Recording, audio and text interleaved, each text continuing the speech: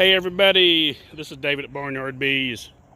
It's been a while since I showed you my pond, but this is not the video that I'm going to do for today. I'm going to show you how you can mix essential oils for your honeybee feed using just a mason jar and the bottom part of your blender. A lot of people have been doing this lately. It works really good. For those of you that's never seen it done, it works really good because most mixers are plastic when you get them, and all you gotta do is unscrew the bottom part of it. So I thought I'd show you my catfish here real quick, how many we got. This pond is absolutely loaded with catfish. They're just almost too small. Some of them are big enough to pull out and eat, but most of these are next year catfish that we'll harvest sometime next spring or in the summer. So I just wanted to show you this real quick because every now and then I like to show you stuff other than bees real quick. But anyway, let's get back to the essential oils and we'll show you how we do it. Okay, here's what we got. Remember, anytime we make these essential oils, we always have 3 ingredients. There's the tea tree on the left, and then the spearmint and the wintergreen. That's the only 3 ingredients I put in there total. I don't put any lemongrass because lemongrass, when you put it in feed like that, it can cause robbing, and the bees do not need that to find sugar water. So whether you're doing an external feeding with the essential oils or inside the hive, they do not need it. So I always leave that out. Some people put it in there. I just don't think it's essential. To me, the best ingredient in this whole bunch is the tea tree, because it's like an antibacterial, antifungal, and it also helps preserve your sugar water, because in hot conditions the sugar water can sour and turn to alcohol really fast. With the tea tree, it kills the bacteria and keeps it dead, and it extends the life of the sugar water, and also it helps prevent nosema. It's like a bee diarrhea that the bees get, so it's very helpful preventing that, and it's the best ingredient there is. To me, the wintergreen spearmint is pretty much, it's just an added flavor that the bees like. They may have some medicinal purposes for the bees, but to me, the tea tree oil is the #1 ingredient. So here's what we've done. Here's our quart jar. Now we took this off the bottom.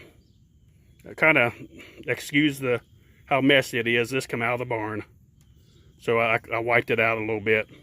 But anyway, I unscrewed it off the bottom. Now, most of the time, your cheaper blenders will work perfect for this, because all it does is you just screw this down on top of your jar like this, and it works perfect in place of your blender pitcher. So that's what we're going to do. So let's get the ingredients in it and we'll get her to mixing. Okay, when I mix a quart of this, what I do, I'll take 4 teaspoons of spearmint. That's what we got right here, and we'll put it into the quart jar. 2 teaspoons of wintergreen. We always use half of the amount of wintergreen compared to the spearmint and the tea tree. So we'll go ahead and dump that in the mix. And then 4 teaspoons of tea tree. So you have 4 teaspoons of tea tree, 4 teaspoons of spearmint, 2 teaspoons of wintergreen. And that's all we put in this mix right here. We got our lid on.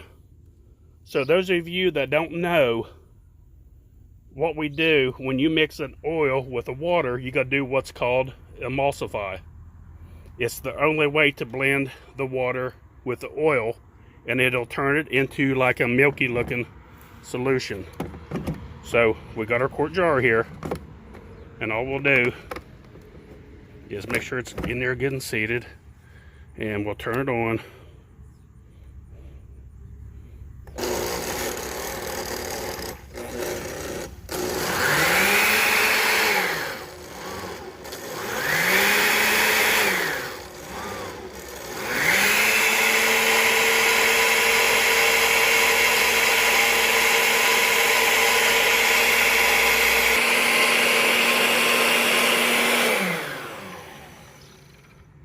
Okay, we mixed it for 5 minutes. That's what we recommend to mix it. It's done, it's emulsified.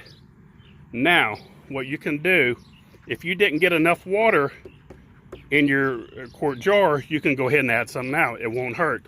Once it's mixed, a little bit of water added to it will not hurt a bit. So what we do, we simply just, it looks like milk now, don't get it confused. You'll know as soon as you taste it, it would be absolutely horrible. Kind of never mind the debris in there. That's from where the mixer had a little bit of debris from the last mixing, so it's nothing harmful. But anyway, we'll take the lid off and put the quart jar lid on, just like so. It's stored, it's ready to go. This is the best way to mix this stuff right here. Now, what you want to do with this mixture here, with these ingredients, you want to use 2 tablespoons per gallon of sugar syrup. Now, what I'll do is, like if I'm mixing a big 250-gallon tote, I'll use about half of this in that tote. So it just depends what you're mixing, but as far as just like a gallon at a time, use 2 tablespoons of this right here. It'll work perfect. Also, I want to give a little shout out to some of our YouTube viewers. His name is Aaron, and he has a daughter, a 5-year-old daughter named Charlotte Mia Wilson. Just like to give a shout out to them and say thanks for watching, and I really appreciate it. And his little 5-year-old wanted me to say hi to her, and I'm more than glad to do that. It makes me feel good that somebody would even ask that of me. So I really appreciate y'all watching my channel. And but anyway, so here's our solution. It's ready to go. You can store this. This will stay mixed for a long time.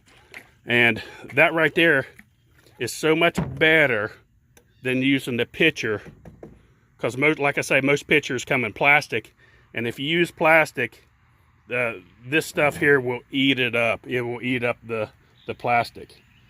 And this works so much better. And like I said, all you do is just unscrew this off the bottom of your pitcher that goes onto your mixer. And most of the cheap ones, like you get at Walmart and such, they're like $19 or $25. And unscrew this. Use that quart jar. You got glass here, so that works perfect. So that's about it.